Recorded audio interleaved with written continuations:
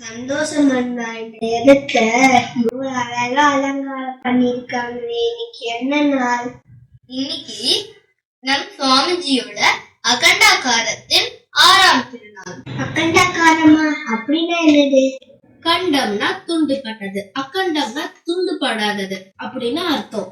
துண்டுபடாத கடவுள்ங்கிற சக்தி இந்த உலகம் முழுவதும் நிறைஞ்சிருக்கு. அததான் அகண்டாகாரம்னு சொல்றோம். கொஞ்சம் புரியுற மாதிரி சொல்லுங்க. நான் ஒரு உதாரணம் சொல்றேன். ஒரு சின்ன ஆலமர விதை, அந்த ஆலமர விதையில இருக்கிற சக்தி வேர், பட்டை, கிளை, இலை, பூ, காய், பழம், பழத்தின் ருச்சி, இது எல்லாமாவும் காட்சி அளிக்கிறது இல்லையா? யஷ்வந்த் சொன்னதும் சரிதான். இந்த உதாரணம் மாதிரிதான் கடவுள் அப்படின்ற ஒரே சக்தி இந்த உலகம் முழுவதும் வெவ்வேறா பரிணமிச்சிருக்கு. இதுதான் நம்ம மாணிக்க வாசகர் ரொம்ப அழகா சிவபுராணத்துல சொல்றாங்க. நம்ம எல்லாரும் சேர்ந்து அதை பாடலாமா? ஓ, பாடாமே.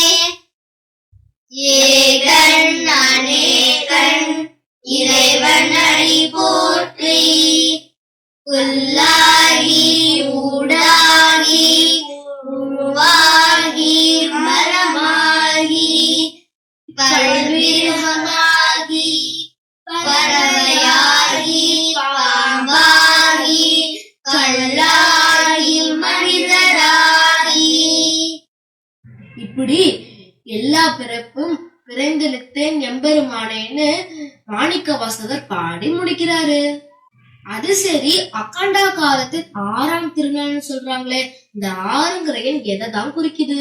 அந்த 6 ஸ்பரிசம், சுவை, நாற்றம், கேள்வி, பார்வை, யுகம், இது 6ஐயும் ஆளக்கூடிய ஞானிகளை தான் குறிக்குது.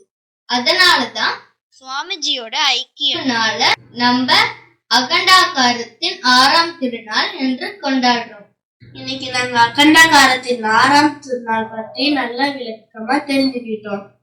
இன்னைக்கு அகண்டாகாரத்தின் 6ஆம் திருநாளை அனைவரும் சேர்ந்து கொண்டாடுவோம்.